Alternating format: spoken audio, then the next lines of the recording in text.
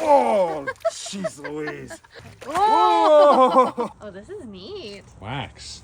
Wow. Wow. Oh, really raining.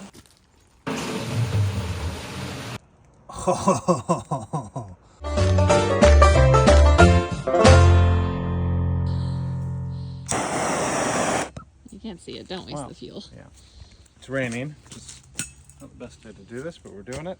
Remember when we took off all of those, when we were extracting the honey from the comb, and we had to cut off all of the wax cappings to release all the... I do remember that. Yeah? You were there. But what was left over is all of this wax. You know, it's actually, it's like really dry, surprisingly, just one little rinse. Does it feel sticky at all? No. So now with all this wax, we want to render it down in the same way you'd like render beef or pork fat to make beeswax, so you can make, you know, candles and stuff. But we're not really set up for it particularly well, so I'm going to take this big drum here that I fit a valve onto. I'm going to stick it over the fire, boil some water, pour the wax in, melt the wax, and then all the crud that's in the wax will go to the bottom, the wax will go onto the top, and the water will go to the very bottom. So then you get this big brick of wax, and then you render that like 2 or 3 times, and you get nice, clean, lovely beeswax. However, it has been pissing down with rain for a few days, so all this is wet. Yeah, this is really your fire starting skills put to the test. To keep it out of the rain, I got some paper. Shout out to working here. Pretty lovely. These conditions, it's raining. And how much water do you think you'll put in? Like a bucket worth? Just basically need enough water for the wax to float on something. Right. So I want to have a couple inches. I accidentally drilled that valve a little too high. I want the water level to be above that valve, so that when I open it, the majority of what's coming out is just going to be wax, and it'll leave most of the water behind. These also kindling fire hack, a bunch of fruit tree. Oh, that's prunings. what, yeah, a lot of it and was. yeah, we did have some branches of that maple come But it's all down, hardwood. cut them into little kindling size lengths so they'll fit in your fireplace or whatever, and then leave it. We just made like a pallet bin in our woodshed. That's the woodshed. Of all of these cuttings, and when they're dry, they're like little matches. Secret cheater sauce for starting fires. We'll see what she'll do. Yeah, she's going. Get a really nice coal bed going. Next time we do this, we got to figure out a way out how to raise this drum a lot more, because it's going to take a while to boil, and I can't really be feeding. Yeah, that's interesting. I mean, the coals will be hot, but I can't really feed it with the drum on there. This is all pretty trial and error, because every other time we've extracted honey, we haven't rendered the wax. I was gonna say, this is very like par for the course of like every aspect of our business, where like the first time, like I had someone come in last week who wanted to get into winemaking, like first year university, super keen, but I was like, well, you probably know more than me, because she had worked like for a semester at an actual winery, but like we never had that like professional experience. We never worked with like someone who was established and had been taught it by someone else. That's why I feel it's important, like the first time you do something, to not go totally gung-ho at it and don't try and problem solve everything, because you kind of got to just do it and see what happens. Like yesterday, making the Perry and cider, I've never made that before, so we had a tree full of pears, so I had no idea what like a tree's worth of juice yield is going to be, so we kind of winged it. But now when we're starting to think about planting, I know roughly how much juice a tree is going to get me, so we can make a call about how many trees we want to plant. Need a little bit more fuel there in the middle. Yeah. Here, follow me to my stash. So we've got a bunch of piles of outdoor wood, but when we took apart a dock a while ago, and we had to cut through. We couldn't pull off the board, so we had to cut in between the joists, and this was all the wood that was on the joists. You can see this one has like A nail in it. a nail. But yeah, or a most of these screw. are split, like where Yeah. there was a screw and then it split off. But this is all really dry now because I've had it undercover. So I'll take these and shove them in the middle. Oh yeah, there's not much life left. Come on.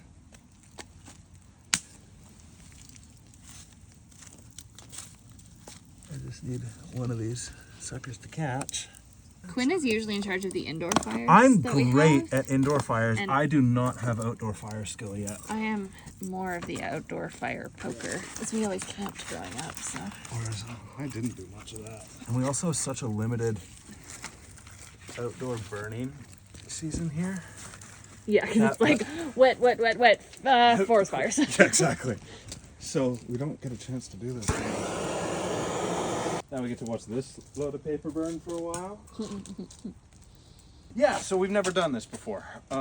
So this is really just a let's see what the process is like, and then what, because for all we know, this could work just great and we need to make no modifications whatsoever, or we can at least now tell what might need to be modified. Okay, don't put. You're gonna collapse it if you put more on. Wax. No, we're just gonna. That one has a big nail in it. Yeah, it'll get buried in the ash. Oh, what did I say? You said I'm going to collapse it if I keep putting more on, and then did I listen to you? No, you did not. But did you collapse it? Yes, absolutely. Yes, I did. Maybe you should be in charge of the fire making. I Look at have this said just that. heap of. Look at that beautiful fire you just made. Your confidence of not if we get pigs, but when is humorous. I am getting pigs. And one of them shall be called Hank the Tank. You've already named it before we've gotten it. It was not gonna. Is that putting the pig before the barn? Yeah, as it were. And here comes the rain. Oh yeah, Michaela. It's movie time. Okay, movie time. What have you watched recently that has blown your mind or that you hated? We watched Weird. Oh yeah. Story, which that was very good, yeah, that was surprisingly great. with Daniel Radcliffe. Hilarious. He's actually very, very good. I feel like I haven't watched a lot of movies lately. I just watched like the David Beckham documentary on Netflix, which I loved, and we've been watching Daryl Dixon. Oh yeah, what did you like about Weird? Weird. Was it weird? It was strange. Daniel Radcliffe is very, very good in it, and it's kind of like tongue-in-cheek about like just how Weird Al is, and it's very much like a parody version of like what his life was. Well, it's a parody. It's also a parody on like movie music biopics. Exactly. Yeah. And like took all the movie biopic tropes and just like cranked them up to Weird Al 12. It was surprisingly like excellent from the get-go. That movie was either going to be a complete flop and dud, or it was going to be awesome, and it was thankfully, it was absolutely awesome. It was hilarious. It's really raining. This is how much it's raining.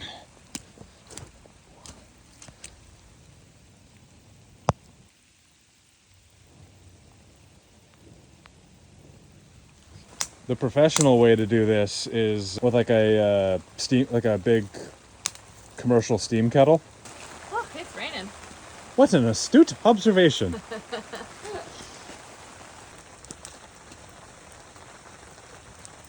Ooh, maybe we can make little cocktails. Uncle Nate's Negroni is probably my favorite Negroni variation. Standard 1-to-1 of Campari and gin.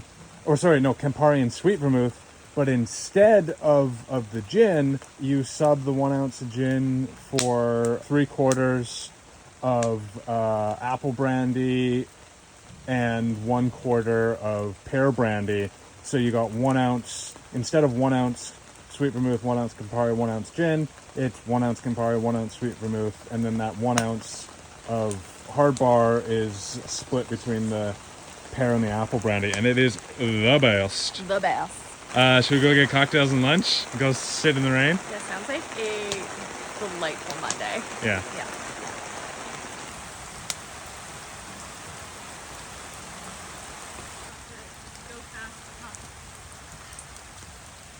All right, what do we got here? Little Cool. crispy pork Vietnamese-ish bunwich from leftovers. Nicely done. What are we drinking? An Uncle Nate's Negroni with cocktail cherries from Camas restaurant. Ooh. Yeah. Yeah, it might be raining, but it ain't a bad place to be.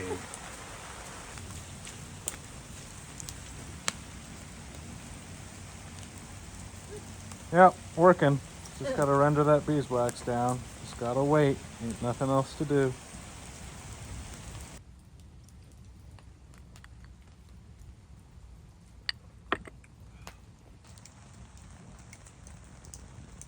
Okay.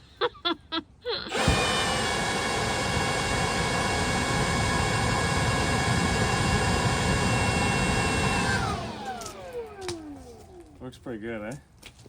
Yeah, Jesus. Except for you're just throwing sparks everywhere. Basically, I think we have surmised this is just not quite the ideal setup. And next year, It is like gorgeous out now. it is gorgeous. We need to make some modifications for next year.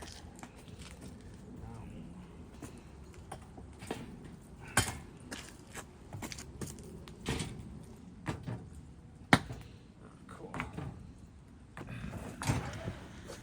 Don't really know. Oh, that's stable. Yeah, super stable. Yeah, I think so.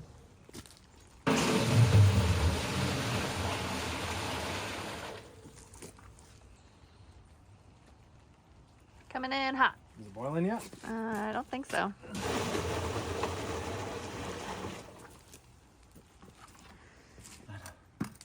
Oh, it's all pretty loose. Wax capping from our beehives. It's like Little honey water. Oh my gosh, that smells so good. We'll fill them back up with this. It's nice doing this a little later in the year, so all the bees and the wasps aren't around. Mm.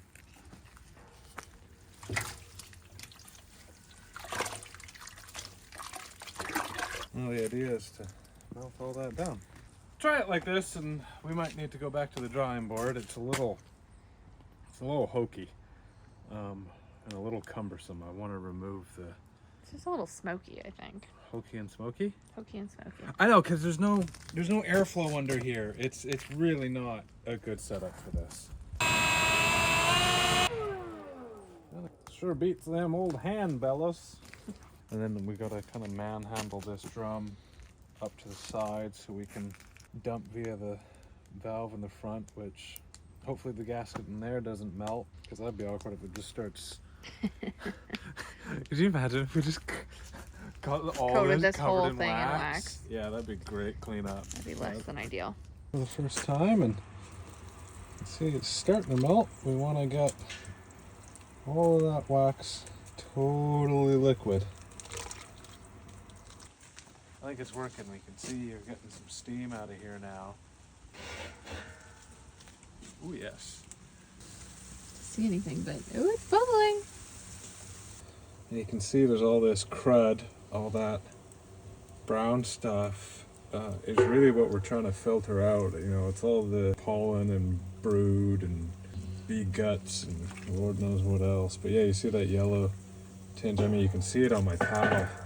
What a lot of beekeepers who are also mead makers will do is they'll do this process but still have all the wax honey loaded, and you'll have layers of honey. You'll have honey rich water, you'll have beeswax, and then you'll have all the crud, and you can basically separate off those three layers. And there's a style of mead called a bochet which is basically a mead made with caramelized honey. You are already basically caramelizing your honey doing this process while also rendering your wax. So you're kind of killing two birds or two bees with one stone. We didn't have anything to sieve through, but I found this little sieve that didn't fit in a bucket, so Michaela cut a hole on it, and now we have a little perfectly sized filter lid. And there's not a lot of crud. I think most of the crud's going to come at the end. So is this just honey water coming out? It's probably at this rate mostly water, with a bit of wax, and then, you know, because the wax is floating on top of the water. So as we fill these, there'll be, you know, this will probably have very little wax in it, whereas the second bucket will have more, and then the last bucket will have the most, and be probably the last bucket will be majority wax. Okay. And then are you A gonna get? little bee aroma. Smells really lovely. Yeah. Okay, because that valve is an inch or so up off the ground, this is now mostly wax that you're pulling out. Yeah, you can see it's gone like bright yellow. Country wax rendering. Down out here in Nanaima, rendering ourselves some beeswax. Gonna make some candles. Yeah, that's a terrible filter. It's working, but Kind of, but yeah, that's what I mean. It's just like flowing over. less than ideal. Yeah, like that is now such a darker yellow color than what we had before. Yeah.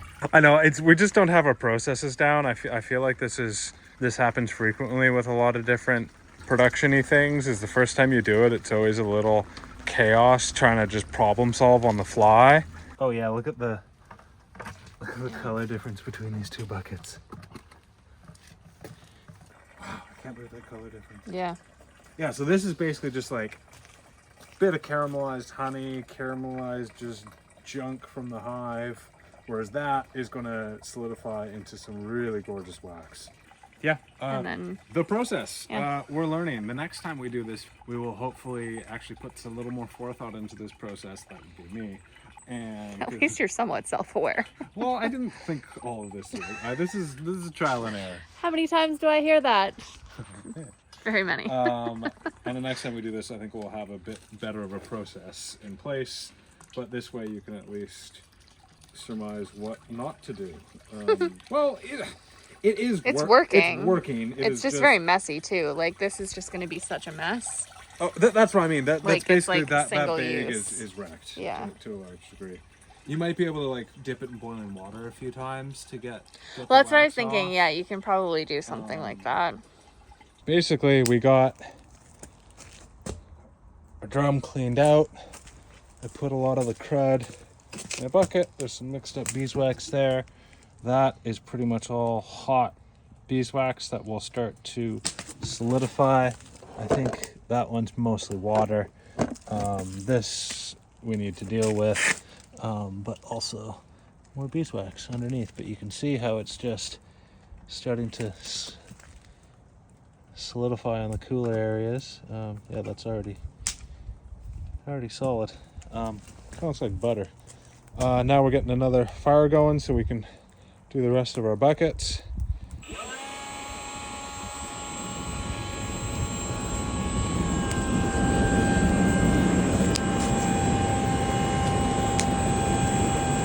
Smoke in my eyes. You're just such a good fire maker. Got fire going. What are we drinking now? What's that? A gimlet on ice. Gimlet on ice. Oh, it's so good. Always with ampersand and roses. Beautiful.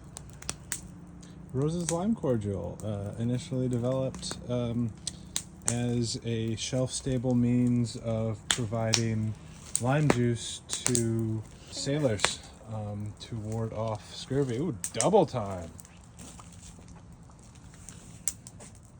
This is all of our, dump the rest of the beeswax in here. This was not the cappings, but the actual wax from the frames, was wax that, if you remember, after we spun it in the extractor, we were left with a bunch of wax on the frames. This is that, whereas the stuff before was the cappings that we had kind of sawed off with the hot knife. The cappings I rinsed and got the honey out of that to make mead, whereas the leftover wax that was on the frames after extraction, there was some honey, but not enough to justify a washing. Hopefully this is still going. Thought I saw the frog. Did not see the frog. Should we go frog hunting? Gotta be very, very quiet. I already scared him, didn't I? He's in there somewhere. Froggy. Yeah, I'm never gonna see you, am I? She's going. Shall we see from this first one if there's any cool patterns? Ooh. Oh. Yeah. It's like the surface of a geographically symmetrical planet. There you go. Versus the first one that we opened up, which was pretty much just water. Oh, did I hear Michaela? Oh, there she is. Hello, my farmer lover. Look at that hat. Huh? You a fancy farmer? My fancy farmer hat. I feel like I've come a long way from wearing the fancy farmer hat in Vancouver to actually Fancy farming? fancy farming. Do you want to see something neat? Yeah. So this was the first bucket that we drained. Open up that first one, and very, very clearly, mostly water, right? Oh yeah, yeah. Just like you can see a tiny, tiny little bit. Is this the second one? Yeah.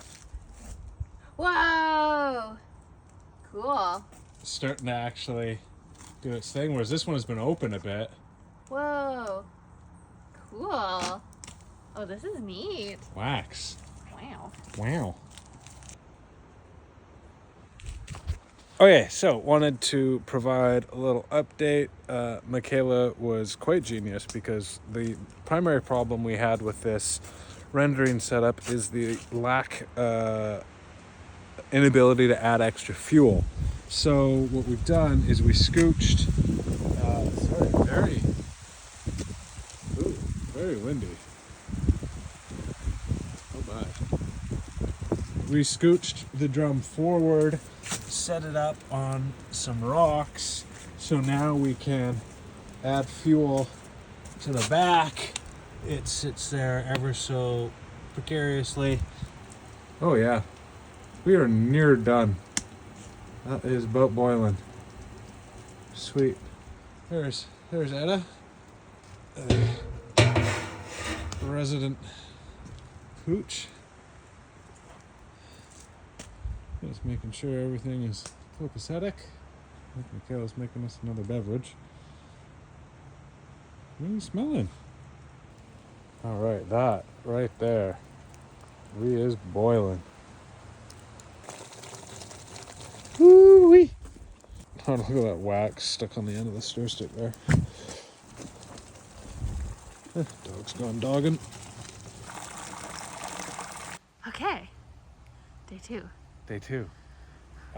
Still raining. Still raining. But this is all we have to do is the wax and water mixture that has sat overnight. I haven't looked at it yet, so we'll see what we get. And now we're basically going to see what the yield of wax was and whether or not this whole process was worth it. Ideally, we'll get a nice brown dish thing of wax with moderately clear wax on top and gunk on the bottom, and we'll just scrape the gunk off the bottom, and then we'll repeat this melting process 2 or 3 times, but every time you render it gets clearer and clearer. My buckets. Okay, that is mostly just junk. Yeah. So no wax in there, so that's Oh, it's so sludgy at the bottom. yeah. Good nutrients for the soil and the forest floor here. Just a bunch of wax debris. Oh, same deal here. Wow, this is going to be a very thrilling video. Me just dumping water on the ground. No, this one's got some wax. I mean, it's not. Oh, interesting. It's not crazy, but you can. Oh yeah, it's pretty solid. So do you just dump it and then? Well, yeah, I might want to dump it, and I think we'll try and kind of collect as much of these. I was gonna say, do you want to dump it like over that? Like, do you want to use so the little bits go in there? If there's a bit left on the ground here, that's fine.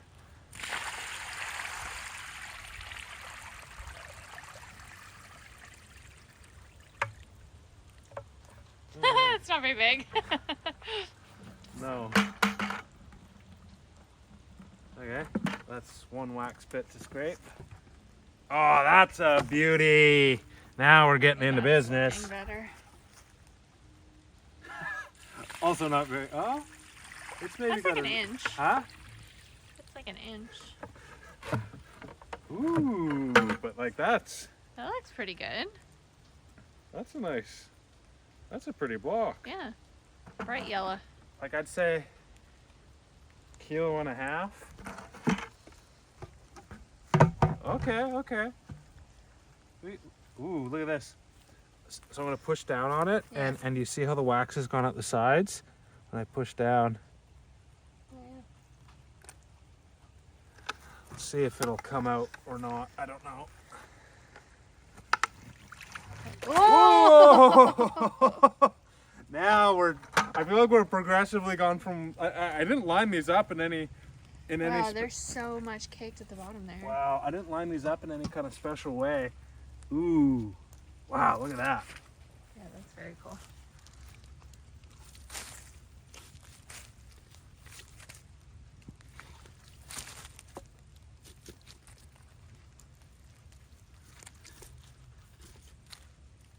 It would have been interesting to. I wish I had the little bee scraping tool. Oh yeah.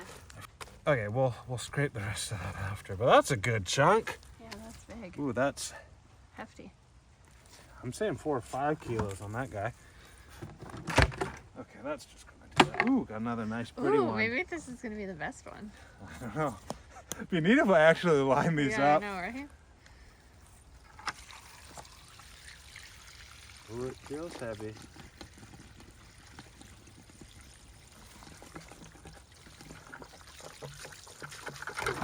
Oh, jeez Louise. Well, my foot's now covered in bee gunk, but oh yeah, that's pretty another fair. Yeah. reasonable one. And this one's very small. This one's not going to have much of anything in it. Good.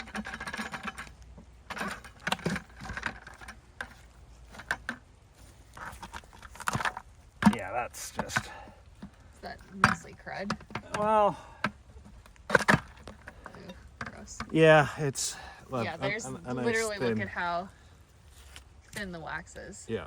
Yeah, I don't think that's not worth dealing with. Well, we could re-render it, but excluding that, we got final tally. That's pretty good. We got those two beauties.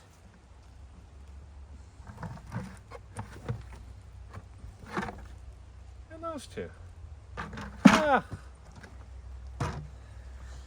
What do we think? it was a long day. 7 kilos of wax. 7 hours of work. Yeah, we may, we just need to get more efficient. I was gonna say half of it was just figuring out what to do. though, Entirely. so- And I think the next round, with a lot more volume and just a more efficient setup, I think it actually kind of would be worthwhile. Yeah, But we did some problem solving. we're learning. Yeah. Okay. Wax rendering. We'll render these off again a couple more times, and I don't know, maybe we'll do a little video when that's all done and actually making some molds or something. But yeah. All right. Bob's your uncle.